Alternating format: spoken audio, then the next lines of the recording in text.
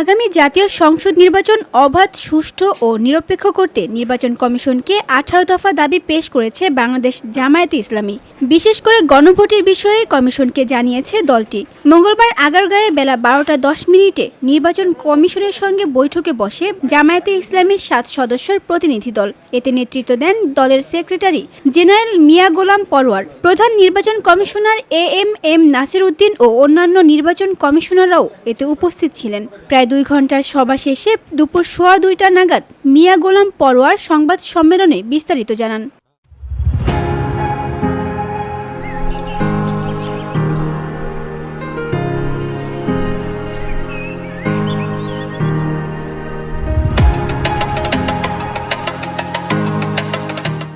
বিএনপির সমালোচনা করে তিনি বলেন, সংসদ নির্বাচনের 4 মাস আগেই লেভেল প্লেয়িং ফিল্ড নষ্টের প্রবণতা দেখা গেছে। আমরা নির্বাচন কমিশনকে বলেছি যে এই বিষয়ে সরকারের সিদ্ধান্ত হয়ে গেছে, সেখানে তারা যেন অটল থাকেন। সম্প্রতি একটি দলের পক্ষ থেকে এসে এই সংশোধনীর বিরুদ্ধে আপত্তি জানানো এবং তা পরিবর্তনের দাবি তোলার বিষয়টিকে খুবই দুর্ভাগ্যজনক মনে করে জামায়াত। লেভেল প্লেয়িং ফিল্ড লঙ্ঘন করে খুবই দুঃখজনকভাবে একটা তথ্য ওনারাই এখানে প্রকাশ করেছেন। ওনাদের দলে যে প্রতিনিধি এখানে এসেছিলেন 25 তারিখে, ওনারা বলেছেন যে এই সংশোধনটা পরিবর্তন করতে হবে, আমাদের দাবি মানতে হবে। এটা আমাদের এক নেতার সঙ্গে একজন উপদেষ্টার কথা হয়েছে, একটা জেন্টলম্যান এগ্রিমেন্ট হয়েছে। আমরা খুব বিশ্বাসের সাথে আজকে চিফ কমিশনারকে বলেছি যে লেভেল প্লেয়িং ফিল্ড ভঙ্গ হওয়ার এর চেয়ে আর মানে কি বলবো, নেকেড উদাহরণ আর কি হতে পারে।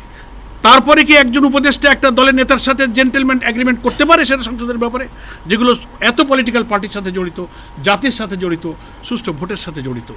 এটা ওনারা শুনেছেন। আমরা এটার উপরে ঘোর আপত্তি দিয়েছি যে এটা কোনো ক্রমেই সংশোধন করা যাবে না। সংশোধিত যে বিধান আছে সেই বিধানের ভিত্তিতে নির্বাচন হতে হবে।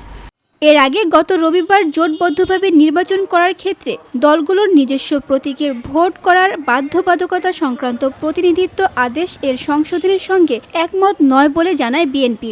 ইসির এমন সিদ্ধান্তে আগের বিধান বহাল করার দাবিতে প্রধান নির্বাচন কমিশনার এম নাসির উদ্দিনকে চিঠি দেয় দলটি। এই সংশোধনী নিয়ে কোনো রাজনৈতিক দলের প্রস্তাবনা ছিল না এবং এটি গণতান্ত্রিক অধিকারকে ক্ষুণ্ণ করছে বলেও জানিয়েছিল বিএনপির চেয়ারপারসনের উপদেষ্টা মোহাম্মদ ইসমাইল জবিউল্লাহ।